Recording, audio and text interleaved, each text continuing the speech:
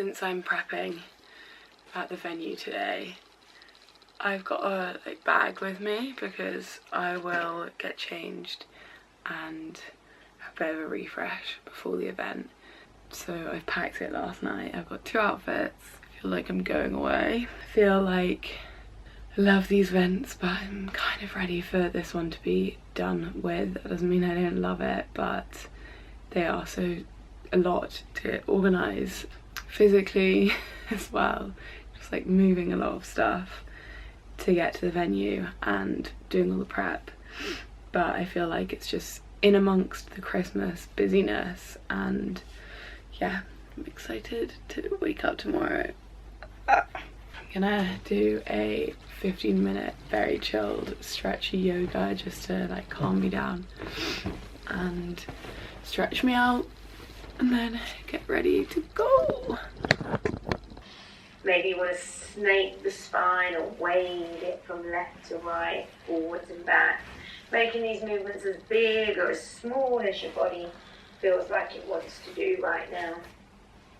And then when you're ready, sit your bum all the way back towards your... If you've watched my recent vlogs, you will know that I've got really into journaling in the mornings. I do 3 pages. It's from the book The Artist's Way, and it helps me clear my head so much, especially on days where I kind of fight doing it because I know I need to do it. I've showered, I'm ready for the day, and I've got breakfast on the go.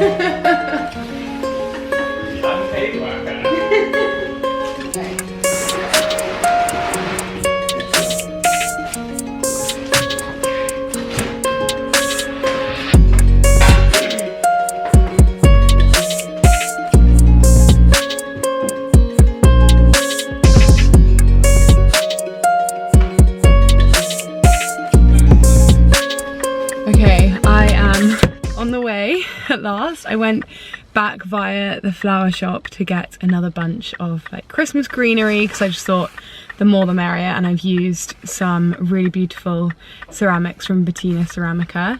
So she's lent me some, so I may as well fill them. And yeah, we are on the way. There's all the food. In an ideal world, I've got potatoes in here. Yeah, in an ideal world, I would have a van for this job, but we are not there yet. And my car will need to go clean tomorrow after all these onions have been in there. But yeah, we're full food there. And then in the boot is all the like decorations and stuff. And then got my potatoes here and we're going.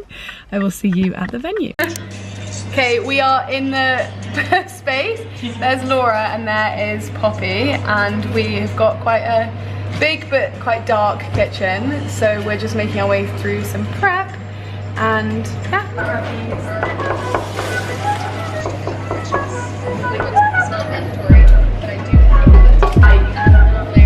I'm gonna be the person who just enjoys. We've had a heavy morning of prep. It's been quite busy. We are stopping for lunch now, looking at our prep list for this afternoon, and then hopefully this afternoon we will finish off the prep and then have time to lay the tables and get everything ready. Yeah, okay, we've got my iPad stick. Okay. Vegan pastry done. Vegan pudding not done. Finished gravy not done. Why did I write boiled carrots? This was at like 11:30 last night. Boiled potatoes done. Roast carrots. Yeah, I've done that. So vegan pudding, finished gravy, roast carrots, roast potatoes, made ricotta, finished squash, cracked crispy sage. I should have got crisps. They might sell them for that. They sell one. And that was really good. And then fennels. There's only 2 fennels, but they're just quite like a nice little. There you go. That's a bit of energy. Yeah, I know. I needed that. Right. Can someone come and turn the oven on for me? Oh my god, this looks so cute. Wait, come here, something. Okay, star of the show. The shadows. Oh yeah, that makes sense. Oh, I went there the other week. Oh, I love it. I haven't eaten there. What did you have? We had fish. We had the confit garlic, obviously. Oh, This is crunch time, but it's not yeah. But when we do it, it's great. We're getting Yeah, I love the diaries.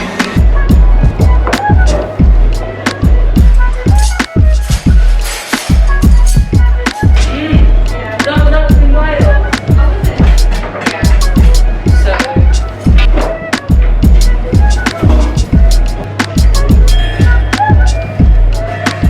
very Christmassy.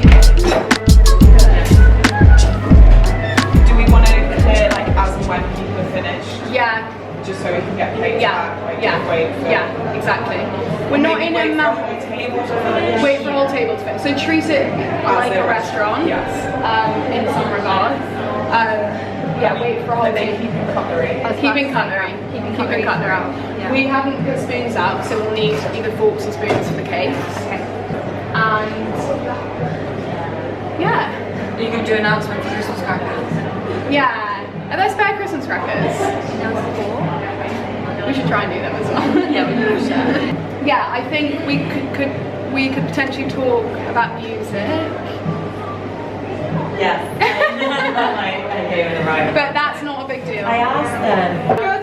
Guys, woo, it's a video. Yay! Let's dim them when everyone.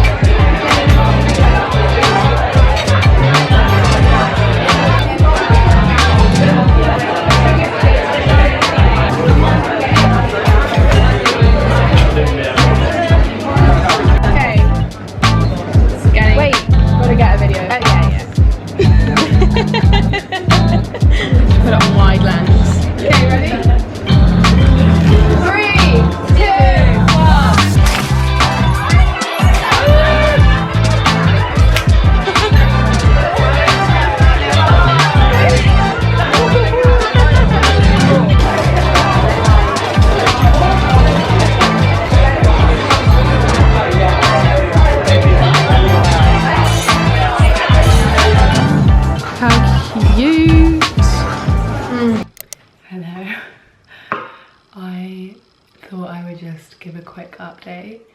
I really hope that I managed to film some of today, and if I did, I hope you enjoyed it. It is 1:35 AM and I'm having my late night snack of egg on toast with Marmite, because I find it that I lose my appetite during the supper clubs, and I haven't eaten proper food this evening, so I'm having a snack. It took us longer than it usually does to pack up just because there were lots of moving parts, but yeah, I got home about 15 minutes ago. I had 5 minutes on my phone, but trying to limit screen time post event. I am knackered, but I'm gonna try and do a little outro of this video tomorrow with a bit of a like Q&A about my supper clubs. And yeah, I hope you enjoyed it. I'm so tired. My brain's hardly functioning, but I'll see you tomorrow.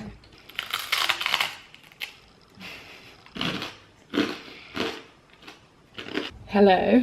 I have had a few days of reflection post the supper club, and I've edited the first half of this video and thought I'd end it with this Q&A. But yeah, I just wanted to firstly reflect on it and say that within watching and editing that footage, I definitely found it the most stressful supper club I've had in a while. So I've got two different types of events. The first is the events that I run for brands. So with these, I will only be basically managing the food, sometimes the table design as well, but I'll also have the brand on board to help me put together the event. So the guest list, the alcohol, the staffing, they will be helping me through the whole thing. Whereas with my supper clubs, they're ticketed and they are my own events and I do everything. So the alcohol, the staffing, the tables, laying the tables, running the event on the evening. With a disclaimer to both of those, I have Alana who helps me with both. So when I say I do everything, it's not just me, it's Alana helping me with a lot of the stuff as well. But the workload is really, really heavy on the supper clubs, and I'm going to go into a bit more detail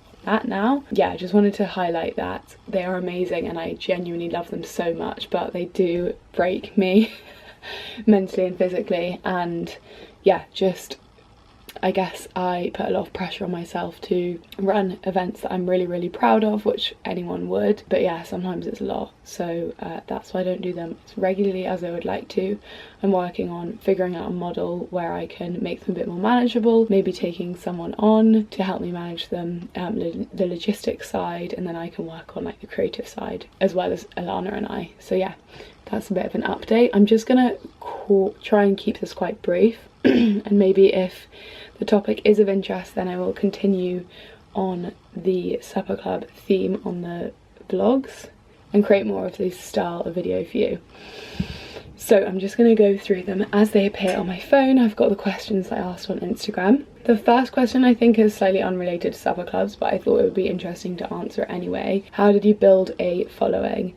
I get asked this quite a lot, and I understand why it's quite interesting for people who are just curious or for people who want to build a following as well. I have built a following over a number of years. I think I started like seriously posting on Instagram, well not seriously but sort of seeing it as work at the end of 2019, so that's 4 years ago. It's definitely been a slow burner. I think in the last year or two it's built quite more fast, but to begin with I felt like I was kind of posting as if I had loads of followers, but I didn't have loads of followers, and it was quite weird. But yeah, I think the tips that I have if you are interested in growing a following is stay authentic to you.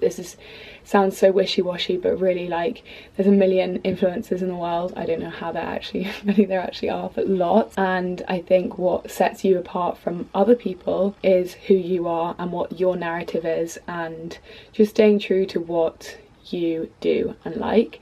I think also there's a lot of like following trends and stuff. Again, through that it's really easy to be like, that photo goes viral, or that kind of style of content's doing really well, but sticking with what you feel like you're proud of. And just, yeah, I think like my most important asset is my community. So how do I stay in touch with that? How do I continue to build on that? Replying to DMs, replying to messages, starting working with brands. I think, yeah, just staying true to yourself, being patient. You do not want to grow overnight. I personally don't think.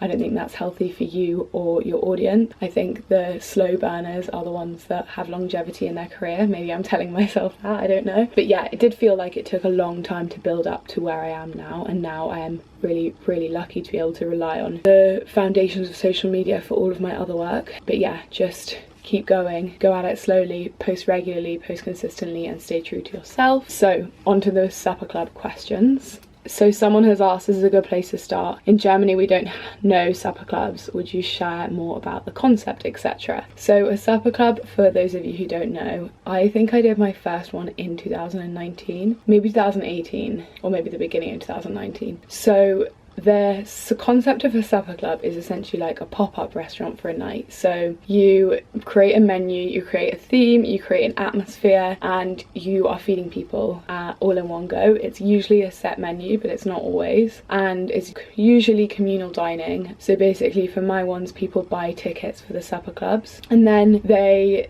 have all the food included, sometimes a drink or the drinks. I will curate the whole night, the tables, the music, the outfits that my team wear to feel like me and my brand, and mine are vegetarian mostly. And yeah, that's kind of the concept of a supper club. It's usually ticketed and it's just fun, and it's a nice way to meet people. How do you plan menus / figure out portions? Yeah, this is really interesting. I was kind of trying to think of what my process is when I saw this question.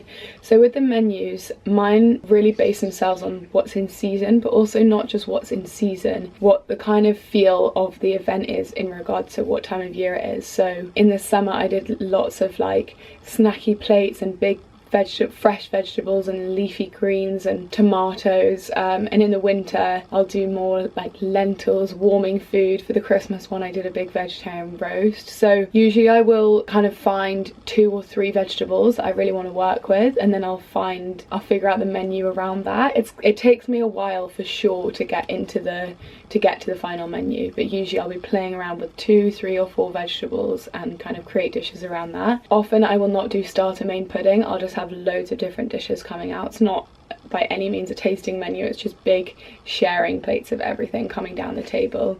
And then how do you figure out portions? This is a really interesting question, because for some reason this has always just been quite natural to me. Poppy, who works with me on my supper clubs, will laugh because I am a chronic overfeeder. My biggest anxiety when it comes to supper clubs is not having enough food, so I do overdo it on the portions a little bit, or maybe on the buying of the food, but I do not like to waste, so this goes home to everyone in my team or me. But yeah, figuring out portions, I would just try and figure out like how much I need. If I was starting from scratch, I would figure out how much one person needs and then multiply it. If that makes sense. Someone said yes, well definitely. How do you start them, and who were your first guests? So how did I start my supper clubs? I was living in London and I was working in food marketing, and I really wanted to kind of get experimental with food and cooking for others. So I don't think I necessarily meant to start a supper club, but what I did is I invited I think 3 or 4 or 5 friends round for the first few, and I asked them to contribute to pay for the ingredients, which didn't turn out to be much, but for me it was really helpful. For the first ones I was attempting to use only British ingredients. This becomes quite hard when you're thinking about oil and nuts and all of that kind of ingredient. So I then went to Europe, and I was so innocent and sweet when I first started. I experimented so much, and actually what I've learned through the years is going simple on your menus is really, really important. And then they got a bit bigger, and I was growing a tiny Instagram following. I mean, I was still like well under 10,000 followers when I was doing this, maybe less than 5,000. And my parents ran a cafe in London and it was closed in the evening, so I ran them in there for 20 people. My best friend Jimmy helped me cook, Hugo helped me. It was a real all hands on deck situation. And then Hugo and I started doing them together with guest chefs. I wasn't cooking, again I was not super confident at that stage, and we did a series with guest chefs across London, which was really fun. And then COVID happened and those stopped, and then COVID stopped and I started running my own ones again. So yeah, it's been a real gradual step up, but that's how I started, in my home with my friends. So someone says, just how hard is it? Love this. It is really hard. I will not lie. Running anything on your own or with a small team who are all dabbling in other jobs as well is really tricky, and I'm a perfectionist, so I want everything to be perfect. Not only is it hard, a lot of moving parts. You're thinking about the food ordering, the menus, the alcohol, the venue, if they have everything you need, the staffing, the decoration, the music, the timing, everything. So there's a lot. Not only are you thinking about all that and making all of that happen, but you are also physically moving for at least 2 days of prep, and by the end of it my knees are actually, like, my joints are actually sore from standing up. Physically exhausting. Cooking in itself is physically exhausting, and you're also being a host, and I love to, like, be a present host in my supper club, so you're socializing. It's hard, but I'm kind of doing it at a different level now. That's like 30 to 40 people, and I'm running everything myself with Alana and Poppy and some other team members as well. It is really, really hard, and I think maybe sometimes you don't realise that, but it is. But it's great. It is great. How do you make a profit? These are such good questions. They are all the kind of questions that I think I would have liked to answer anyway. It is really hard to make a profit, and I have committed to putting a lot of the money that I make from the tickets back into the supper club. So I really go hard on staff. So I have like 2 to 3 people helping me in the kitchen, and 2 to 3 front of house, and then 1 KP who is in charge of washing up. I have chosen to put my money back into that because delegating is key. If you don't want to be on your knees in that way, then I would suggest staff is the most important thing you spend your money on. I then also put a lot of money back into the decoration and the food usually, but a couple of ways to make a profit, and I say the profit is very sparse depending on the event. There are 2 ways. One is having sponsors involved, and obviously I appreciate that this is something that's been able to happen because of my social media following, but I would say that, like, even with a small following, alcohol brands, drinks brands will also be interested in sponsoring. But yeah, ways that I make a profit are sponsors. So this time I had Waitrose doing the food, which was unbelievable, like, what a dream, and that usually would cost me a big chunk of money. I'd say £300 to £400 is on food usually, minimum, and if I have a sponsor who's covering that food cost, that's a huge deal. This year I've also been doing brand partnerships as partly sponsored by supper clubs. So that will mean that, and this is thanks to Alana, who had this kind of, I had this thing where I was like, I'm putting so much work into this, and if anything I'm just covering my costs, I'm not making any money. I was like, how do I make these to be profitable, and basically Alana has been negotiating some of my paid partnerships on Instagram as partly partnerships on supper clubs. So this means that a part of the partnership, which is a financial partnership, will be creating and producing a piece of content for Instagram, and part of it will be to be the lead sponsor at the supper club, so that'll be a financial sponsorship, and that again is really, really helpful in making a profit. But these are my least profitable pieces of work because I choose to put a lot of money back into them. Someone says, so curious as how the brand partnerships work for you, can you shed some light into this? So I think that will have answered the question above or below. That is how brand partnerships work for me. I'm really happy that I have worked with all of the brand partners. Well, most of the brand partners I worked with this year I've actually worked with twice, and that is basically how brand partnerships work. Either they will be a supper club sponsor, or I will be paid to do content for Instagram, and I will choose those through basically figuring out if a brand approaches me, do I already shop there, do I already like it, and would I be happy to promote it to my audience? And the answer is, if the answer is yes, then I'll do it, and if the answer is no, then I won't. That's helpful.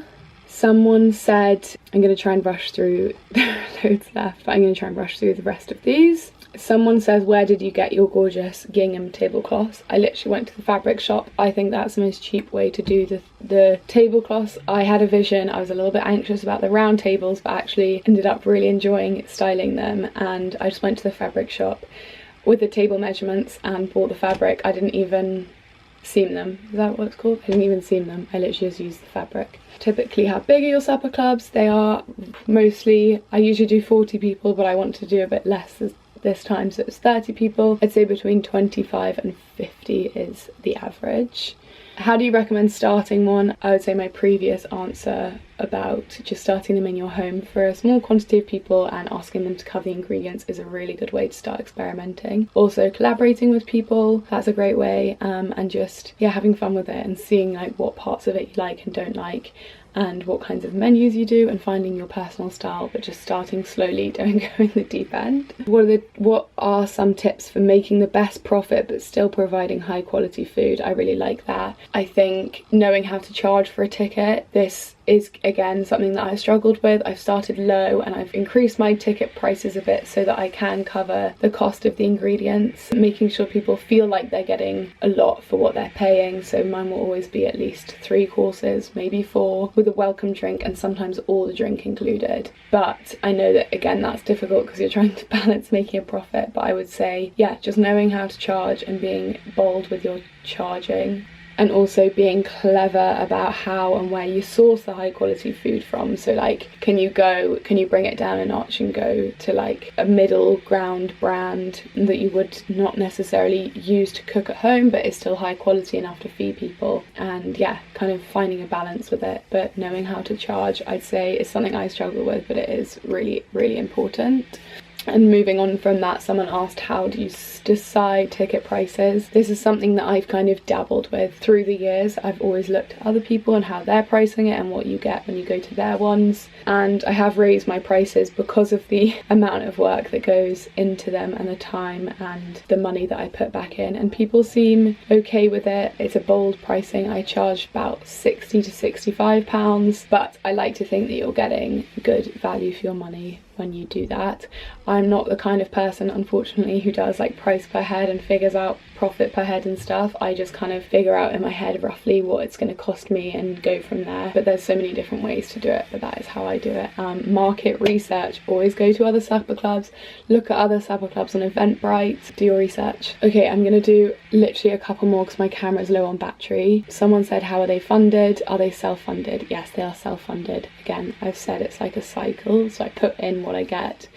Someone said, are there gluten-free options at your supper clubs? Yes, I can cater to any options. I just need to know in advance. And then the last one, which is a question I often get, is, are you looking for sous chefs for your supper clubs? I'm eager to help. I do try to work with the same team every time, roughly the same team, give or take. And I always have my sous chef, if you want to call her that, Poppy, with me. But if you would like to be involved, I need to try and start like a list or a Google Doc somewhere with everyone's information. So maybe comment down below if you're interested and I'll put that information all together. I hope that was helpful. I'm going to leave it there so this doesn't become too long, but if you're interested, I'll continue to talk about this and make videos about the supper clubs. And thank you so much for watching, and I will see you soon.